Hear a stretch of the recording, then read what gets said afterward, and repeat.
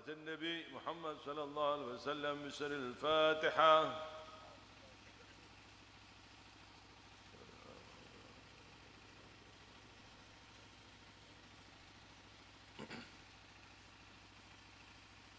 السلام عليكم ورحمة الله وبركاته.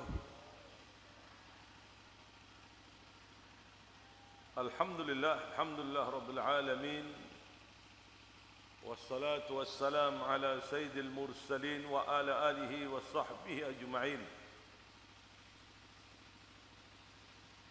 اللهم روحنا من الأحزان ما دمنا في هذه الدار برضا والتسليم لقضائك حتى لا نزول مستبشرين فارحين مستأنسين بك يا كريم يا رحيم. اللهم إنا نسألك أن تبشراني ببشارة من أحببته من عبادك الصالحين. اللهم يسر أمورنا واغفر ذنوبنا واجبرنا وارفعنا واهدنا وآفنا واعف عنا وأنت راض عنا، واغفر لنا ما قدمناه إنك الغفار الذنوب وستر العيوب يا عزيز يا غفار يا عزيز يا غفار يا عزيز يا غفار. وصلى الله على سيدنا محمد النبي أمي وعلى آله وصحبه وسلم. الحمد لله رب العالمين. الحمد لله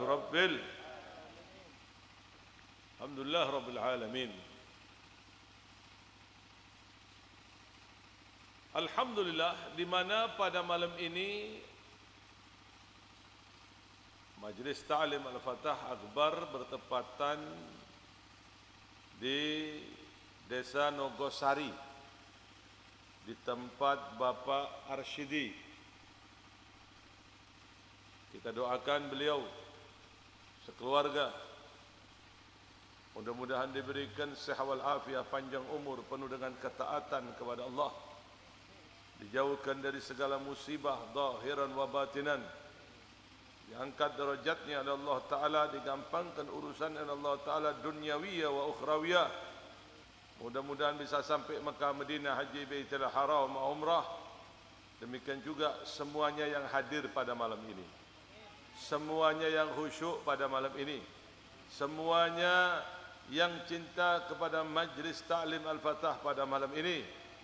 Amin ya rabbal alamin. Hadir pula bersama dengan kita semuanya ada Abah Haji Yusuf, Bapak Kiai juga, Kiai Bagus, pengacara Majlis Ta'lim Al-Fatah, Bapak Haris Sarjana Hukum, demikian juga Ustaz Sabdi. Kita doakan mudah-mudahan beliau diberikan sehat wal afiat, barakah, lancar urusan, banyak rezeki, karena beliau adalah orang yang selalu di garda terdepan setiap permasalahan majlis ta'lim. Mudah-mudahan Allah Ta'ala berikan barakah kepada kita semuanya juga. Amin ya rabbal alamin. Demikian juga kameramen kita Bapak Rudi, Kepala Korlap Majlis Ta'lim Al-Fatah Bapak Haji Ibrahim, dan para tokoh, para kiai, para ustadz yang hadir pada malam ini yang tidak saya sebutkan satu persatu. Mudah-mudahan semuanya diberikan barakah pada malam ini. Amin amin ya rabbal. Hadir pula Said Samman dan Said Ali. Mudah-mudahan dijadikan anak yang saleh oleh Allah Ta'ala. Amin ya rabbal alamin. Kali ini saya akan mengangkat tema pentingnya menanamkan niat dalam belajar ilmu pada malam ini. Ternyata niat itu mempunyai peranan penting di dalam kehidupan kita, aktivitas kita sehari-hari. Artinya, yang membedakan ini amalan ibadah dan amalan hanyalah amalan kebiasaan saja, bukan dinamakan ibadah, itu tergantung dari niat di dalamnya. Orang sholat tidak niat, tidak dinamakan ibadah, tapi hanyalah suatu kebiasaan saja. Orang haji tidak niat bukan dinamakan ibadah. Orang puasa tidak niat puasa bukan dinamakan ibadah. Ternyata yang membedakan antara ibadah dan bukan ibadah itu adalah niat. Demikian pula hadirin yang hadir pada malam ini, pada saat hadir ke majlis, supaya ilmu sampian ini tetap tumbuh dalam hati sampian, supaya ilmu ini tetap bertahan di dalam diri sampian, supaya ilmu ini terus dapat dirasakan oleh sampian dan keluarga serta teman-teman sampian. Tanamkan niat di dalam hati sampian dalam hadir di majlis pada malam ini.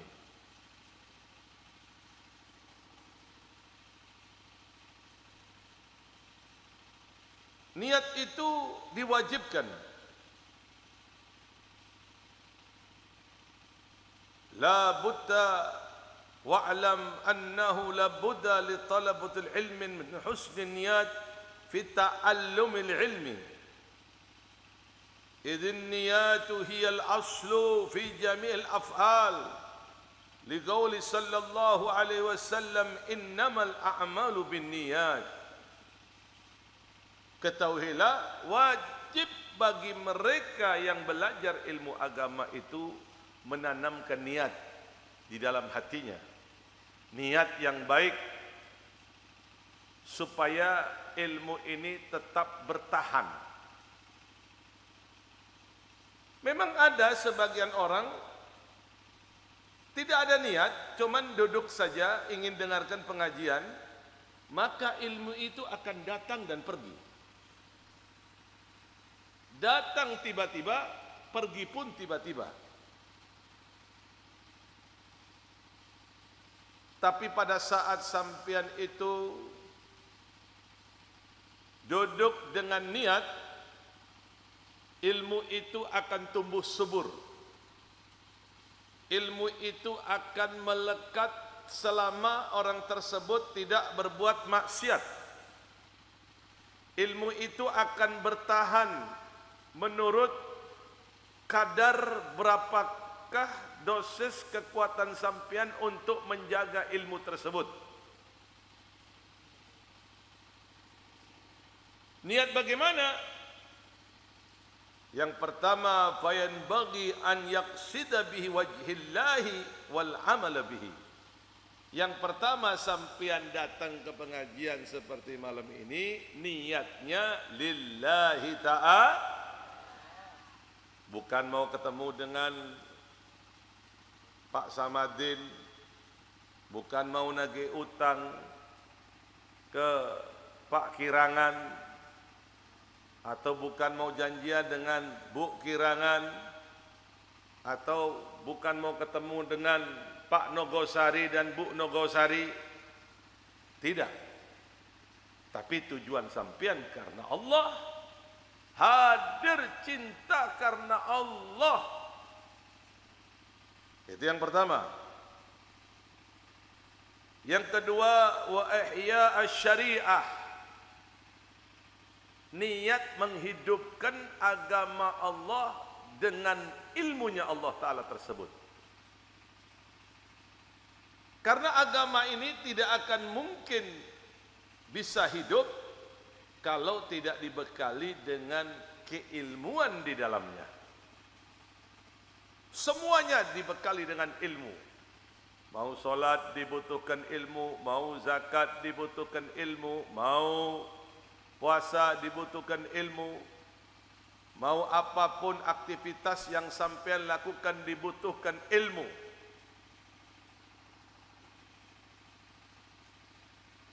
Demikian pula niat pada malam ini wal ghuruba minallah wa talabar ridha. Duduk di majlis ini niat tagarruban, niat terus sema'a ke Gusti Allah, nyoon ridhana Gusti Allah.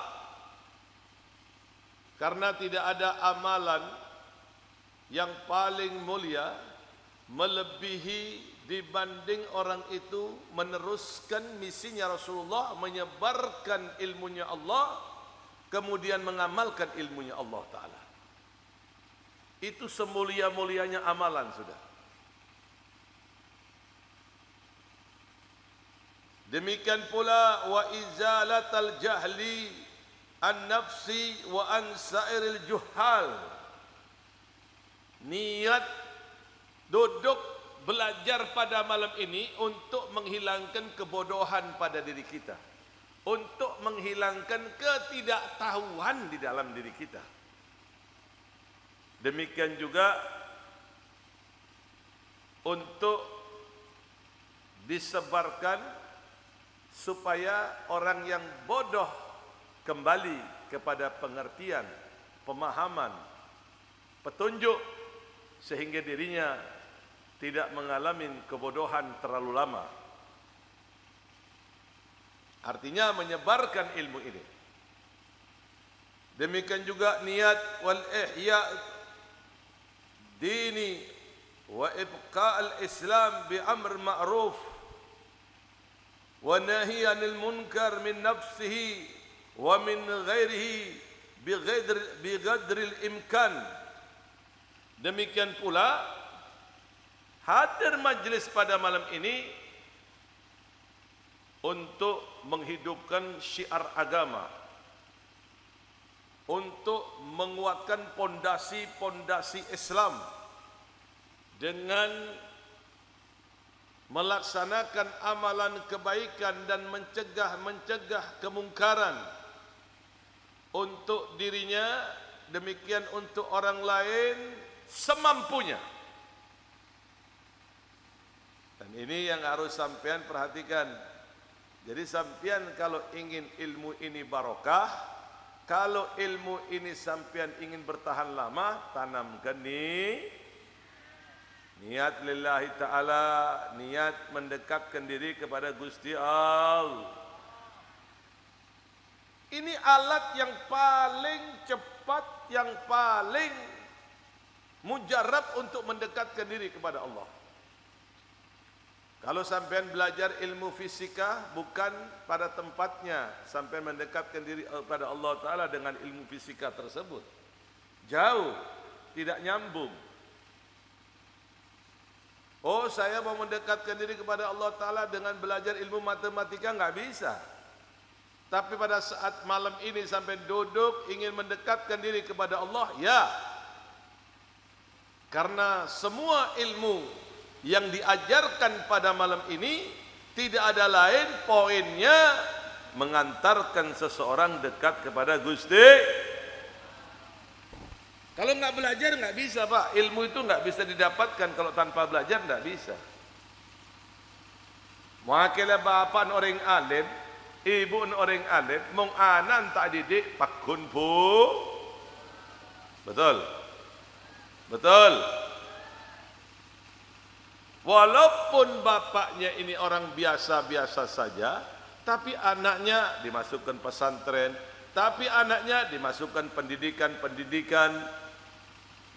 Tidak jarang anak tersebut apabila tumbuh dewasa menjadi pemimpin-pemimpin yang sangat dibutuhkan masyarakat.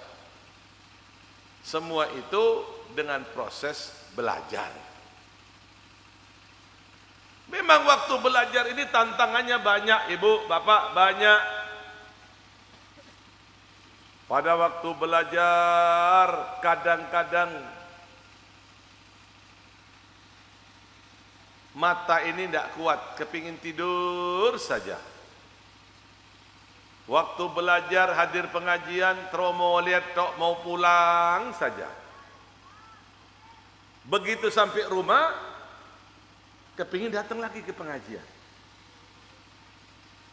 Kadang-kadang ngantuknya luar biasa, begitu sampai di rumah ngantuknya hilang. Nggak tidur kecuali jam 1, jam 12. Kadang-kadang pula ada pekerjaan PR yang harus dia lakukan. Dengan melihat ini dan melihat itu, nggak tidur sampai malam. Ini ujian proses sampean untuk mendapatkan ilmunya Allah Ta'ala. Ingat, kebaikan itu harus dipaksakan. Kebaikan itu wajib dipaksakan. Kalau kebaikan tidak sampean paksakan, maka kejelekan akan memaksakan sampean untuk melakukannya.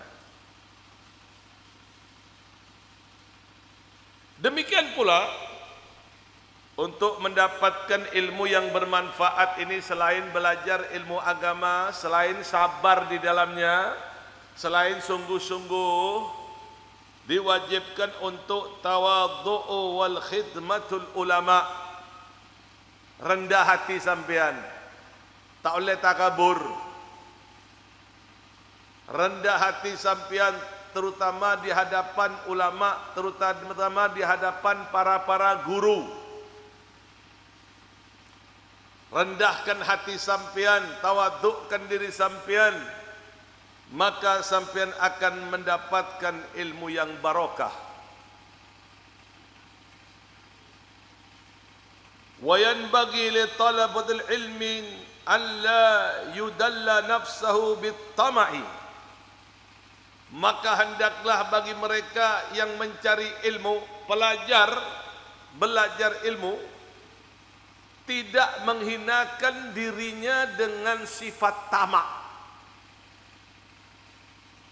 Orang tamak ini tidak akan pernah kenyang. Tidak ada satupun orang yang tamak itu kenyang. Yang ada kurang terus. Sudah dikasih 1 juta minta 2 juta. Dikasih 2 juta minta 3 juta. Dikasih 3 juta minta 5. Ada tidak? Alhamdulillah. Alhamdulillah terturing tamak dah apa?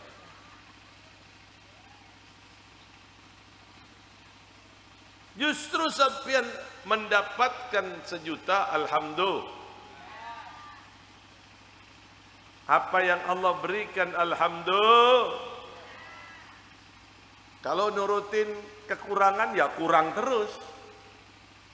Manusia ini kan ada cukup Pak, kurang terus. Di compok situng, terus di compok 2. Beri 2, terus telok. Sabar 1 hektar, telok 2 hektar. Sudah punya sawah Tegal 1 hektar, minta 1 hektar lagi, 2 hektar. Untuk menghilangkan semua itu, maka perbanyaklah bersyukur kepada Gusti Allah. Ilmu ini didapatkan dengan proses belajar, bukan dengan kekuasaan. Tidak bisa memerintahkan ilmu, hei ilmu, masuklah kau secepatnya, nggak bisa. Harus belajar, harus duduk, harus ta'ziman, harus meninggalkan maksiat.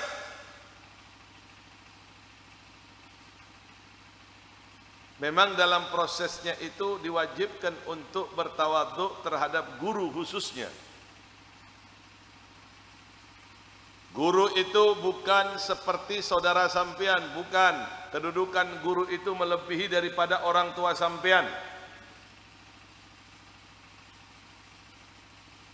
Pada saat seseorang ada budi pekerti yang tidak baik di hadapan gurunya, maka ini adalah salah satu sebab musabab terhalangnya ilmu yang barokah. Biar sampean belajar terhadap wali yang bisa terbang, yang bisa menghilang, tapi sampean tidak punya ta'ziman, hormat terhadap orang yang alim-alim, maka ilmu itu mustahil menjadi barokah. Nggak bisa, nggak akan jadi barokah, nggak bisa itu, mustahil itu. Innama harrama al-ilm li qillati al-ihtiram li ahli al-ilm. Sesungguhnya ilmu itu sulit masuk ke dalam tubuh murid kalau murid itu tidak berakhlak, beradab yang baik terhadap gurunya, terutama orang yang alim-alim.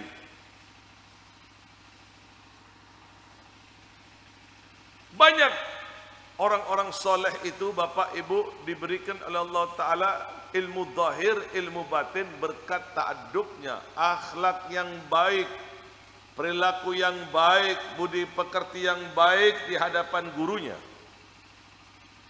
Kalau sampean lihat semuanya orang-orang yang mempunyai ilmu barakah, sampai ilmunya itu diberikan kebaikan yang luar biasa oleh Allah Ta'ala, pasti masa lalunya pada saat proses pendidikan ada kebaktian yang besar yang ia lakukan antara dirinya dengan gurunya. Itu pasti. Ngabdi niki pasti.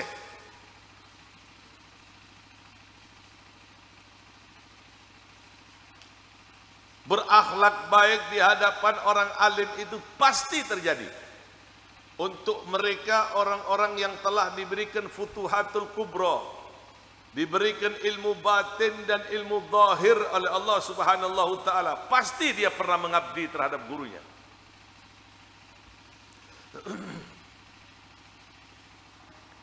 Lihat bagaimanakah disebutkan dalam athar Ibnu Abbas radhiyallahu anhuma, qala dalaltu taliban fa'azaztu matluban. Aku ini seakan-akan merasa hina pada saat belajar, tapi merasa mulia pada saat ngajar. Ibaratnya seperti itu. Waktu belajar seakan-akan diriku merasa hina, tapi aku merasa mulia pada saat aku mengajarkan ini ilmu. Waqad kana radhiyallahu anhu yudhabu ila baitin Ubay bin Ka'ab. Tidak jarang Ibnu Abbas itu, keluarga Nabi, datang kepada Ubay bin Ka'ab, sahabat Nabi yang diberikan pengertian ilmu yang banyak. Fayajidu babuhu taratan maftuhan fayu'dana lahu biddukhulu sari'an. Kadang-kadang pintu rumah Ubay bin Ka'ab, guru dari Ibnu Abbas, itu terbuka, dipersilakan masuk untuk masuk ke dalam belajar ilmu agama kepada Ubay bin Ka'ab, sahabat dari sahabat Nabi Muhammad sallallahu alaihi wasallam. Wa taratan maghluqan fayastahyi an yatruqa alaihi albab. Kadang-kadang pintunya tertutup, dia malu untuk mengetok pintu. Fayamkuthu hatta rubbama madha alaihi aktsarun nahar wa huwa jalisun ala babid dar wa rihu tusifu alaihi turab ila an yasira la yu'rafu min kathratul ghubar alladhi alaqa bi badanihi wa thiyabihi. Kadang-kadang pula pada saat pintu gurunya Ibnu Abbas yang bernama Ubay bin Ka'ab tertutup, Ibnu Abbas nunggu di luar. Di saat itu angin yang besar, angin yang disertai dengan debu yang banyak, membuat Ibnu Abbas ini tersirami debu banyak dalam tubuhnya, sehingga hampir-hampir saja orang tidak mengenalnya, saking banyaknya debu yang melekat dalam tubuhnya. Itu pun tidak bergerak dari cangkolannya, dari hormatnya terhadap gurunya. Dia tidak ingin mengganggu aktivitas guru di dalam rumahnya. Dia menunggu.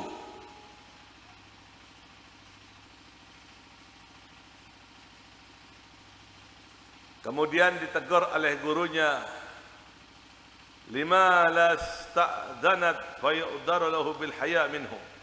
Kenapa sampai tidak ngetok aja pintu ini supaya sampai cepat-cepat masuk? Ibnu Abbas mengatakan, saya malu guru, saya takut ada aktivitas di dalam yang tidak bisa diganggu, makanya saya nunggu di luar. Subhanallah, lihat bagaimana takzimnya seorang murid terhadap gurunya. Syekh Abu Bakar bin Salim Fakhrul Wujud. Syekh Abu Bakar bin Salim ini kakek dari Habib Saleh Tanggul. Orang wali besar, wali kelas dunia dan akhirat. Pada waktu muda, beliau masih belajar kepada Syekh Ma'ruf bin Abdillah Bajamal. Waktu itu Syekh Abu Bakar bin Salim sempat ditolak belajar kepada gurunya. Saya belum bisa menerima dulu. Gurunya ingin menguji. Pada saat Syekh Abu Bakar bin Salim mengetok pintu rumahnya dan pertujuan ingin belajar ilmu agama kepada Syekh Ma'ruf bin Abdillah Bajamal, gurunya ingin menguji seberapa kuatkah kekuatan husnudzonnya dari Syekh Abu Bakar bin Salim itu. Pada waktu itu masih muda. Pada saat di pintunya itu ditutup, lalu muridnya mengatakan bahwa guru sekarang belum bisa menerima sampean, ditutup. Syekh Abu Bakar bin Salim tidak langsung pulang, Pak, Bu. Demi mencari keridhaan gurunya supaya bisa belajar masuk ke dalam, Syekh Abu Bakar bin Salim rela duduk di taman rumahnya kurang lebih dalam riwayat 15 hari. Waktu malam dia tidak tidur, waktu siang dia tidak tidur. Demi mengharapkan barokah gurunya. Wah, ini luar biasa ini. Beliau diberikan keistimewaan oleh Allah Ta'ala, mujahadanya luar biasa. Bahkan beliau kebiasaan riyadhahnya mendekatkan diri kepada Allah Ta'ala. Wudu isya untuk subuh itu pernah ia lakukan selama 45 tahun. Wudu isya untuk subuh. Mafhumnya dia tidak tidur malam itu. Sempat bertahan tidak tidur siang dan tidak tidur malam setahun. Yang del model ngare mau tak tidur siang bae lagi mikil.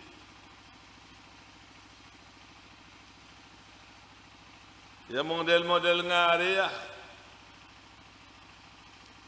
Mong tak keneng tidur siang tak nyaman abe.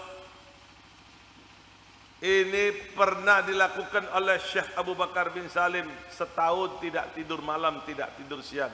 Asyik beribadah kepada Gusti Allah. Lihatlah mereka orang-orang yang bermujahadah mendekatkan diri kepada Allah Ta'ala sehingga dibukakan ilmu zahir, ilmu batin oleh Allah Ta'ala. Berkat sabarnya terhadap guru, dibuka pintu rumahnya gurunya setelah 15 hari. Dalam riwayat yang lain 14 hari atau 13 hari. Begitu disuruh masuk Syekh Abu Bakar bin Salim oleh gurunya, hanya dalam hitungan jam Syekh Abu Bakar bin Salim telah mendapatkan rahasia dari rahasia gurunya. Kadang-kadang Pak, guru ini tidak sama semuanya Pak. Ada guru itu yang memandang dengan pandangan yang tajam sampai ke mata hati sampean. Ada guru itu kalau sudah ingin menyembuhkan, ingin memasukkan ilmu ke dalam tubuh muridnya, diuji dengan ujian yang berat.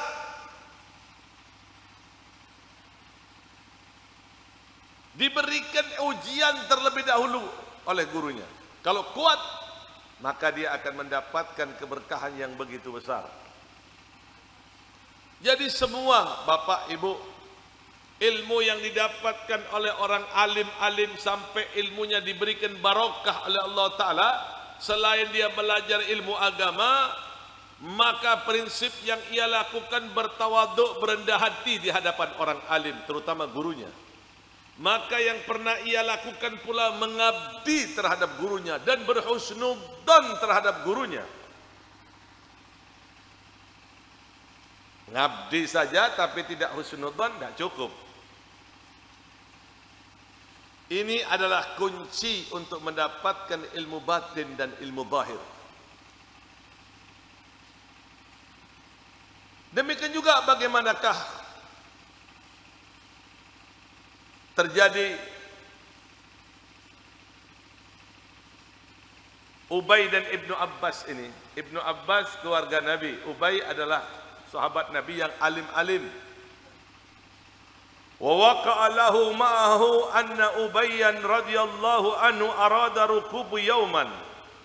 Suatu hari Ubay bin Ka'ab ini ingin mengendarai kendaraan. Ya, tapi ini tidak disebutkan apa kendaraan itu. Yang jelas antara unta dan kuda. Dulu enggak ada mobil. Fa'akhadha Ibnu Abbas biriqabihi hatta ruqiba thumma sara ma'ahu. Kemudian Ibnu Abbas mengambil kudanya. Ubay dipersilakan untuk naik ke atas kudanya. Ibnu Abbas memegang kendali dan berjalan di bawah. Lalu ditegur oleh gurunya Ubay bin Ka'ab. Ma hadza ya Ibnu Abbas? Apa ini ya Ibnu Abbas kau lakukan? Mak tak pantas ongkurasan kau ngariah. Saya di atas naik kuda, sementara sampean keluarga Nabi yang nonton. Kok dah enak cara seperti ini? Apa jawab Ibnu Abbas? Faqala hakada umirna bita'dhimin ulama'ina. Seperti ini saya diajarkan untuk hormat terhadap ulama-ulama kami. Seperti ini aku diajarkan untuk menghormati terhadap ulama-ulama kami. Wa Ubay raqiban wa Ibnu Abbas masyian bizail markubin Ubay. Sementara Ubay naik di atas kuda, Ibnu Abbas dibawa menuntun kuda demi menghormati orang alim tersebut. Falamma nazala Ubay gabbala yadahu Ibnu Abbas. Masya Allah.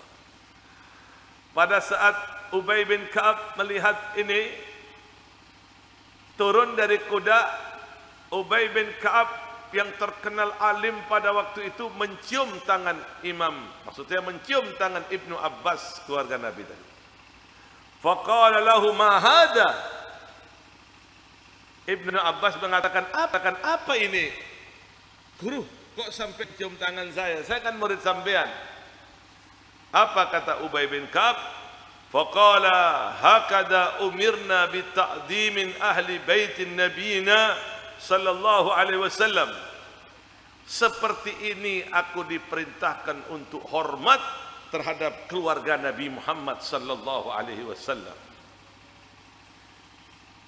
Artinya, bagaimanakah dua sifat mulia ini terjadi? Ibnu Abbas sebagai keluarga Nabi menghormati, mentakdimkan ulama.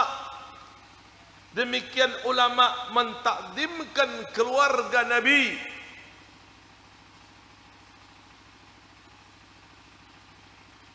Lihat bagaimanakah apa yang terjadi.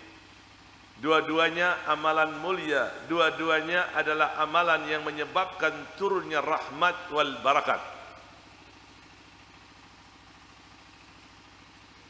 Disebutkan pula wa an Sufyan ibn Uyainah rahimahullah qala qara'tul Quran wa ana ibnu arba'is sinin. Aku tak umur 4 tahun sudah bisa baca Quran. 4 tahun sudah bisa baca Al-Qur'an. Wa katabtul hadis wa ana ibnu sab'as sinin. Aku sudah bisa menulis hadis pada waktu itu umur 7 tahun. Falamma balagtu 15 sanatan qala li abi. pada saat umurku 15 tahun, orang tuaku mengatakan kepadaku, perhatikan, ya bunayya, wahai anakku, qad inqata'at anka syara'il sibyan. Wahai anakku, telah diangkat saat ini oleh Allah Ta'ala hukum bagi anak bayi, bagi anak yang belum balik. Kau sekarang telah balik. Pesan ayah nak, fakhtalid bi khairin takun min ahlihi. Bergaulah kau terhadap orang yang baik-baik. Kumpuli, berteman dengan orang yang baik-baik, niscaya engkau akan menjadi baik pula. Wa alam annahu lan yus'ada bil ulama'i illa man ata'ahum. Ketahuilah, kau tidak akan pernah bahagia, tidak akan pernah mendapatkan kebahagiaan dari ulama kecuali sampian ini taat terhadap perintah ulama. Fa'atihum tus'ad. Kalau kalian ini taat terhadap ulama, kalian akan bahagia. Wakhdumhum taktabis min ilmihim. Berkhidmatlah kau terhadap ulama, ngabdilah kau terhadap ulama, cintai ulama, maka kau akan mendapatkan ilmu dari ulama. Jadi ilmu ini ada caranya untuk mendapatkan. Nah, kalau orang umpamanya duduk di pesantren, kerjaannya ngerumpi gurunya, ngerasani gurunya, yang dibilang keras kah, yang dibilang gurunya ini terlalu inikah, terlalu itukah. Kalau ini diturutin dan tersimpan di dalam hati murid, murid tidak akan bisa bersambung kepada gurunya, dan ilmu murid itu akan hilang dalam sekejap. Naudzubillah min. Ini penting sampean terapkan juga terhadap anak-anak sampean yang ada di madrasah, yang ada di pesantren. Nah, sampean belajar ilmu agama, saya pesan kepadamu nak, selain kau sabar, selain kau usaha, hormati ulama, ngabdilah kau terhadap ulama. Kalau ada gurumu, ngabdi. Kalau perlu sandal yang kotor itu dibersihin, sandalnya gurunya dibersihin. Kalau perlu baju gurunya dicucikan, barokahnya besar.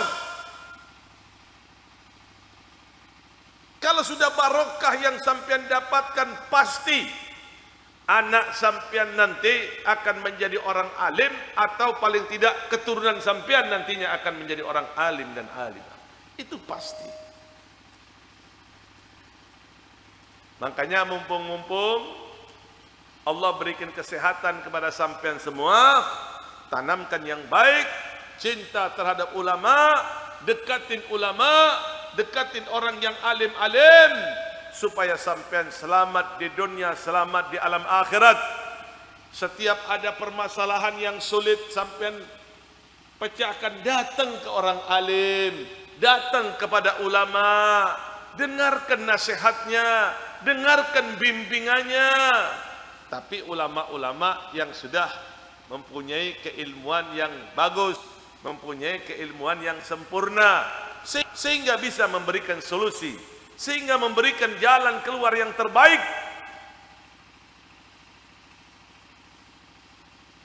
Dengan hal yang demikian, ilmu itu akan menjadi barak. Ilmu semuanya akan terbuka dalam sekejap. Alhamdulillah. Mudah-mudahan itu terjadi pada diri kita. Mudah-mudahan diberikan barakah oleh Allah Ta'ala. Dan mudah-mudahan semua penduduk Desa Nogosari ini diberikan barakah, diberikan keselamatan, dijauhkan dari keonaran, dijauhkan dari kemalingan, dijauhkan dari mara bahaya. Semudah-mudahan yang berdagang dilariskan oleh Allah Ta'ala dagangannya.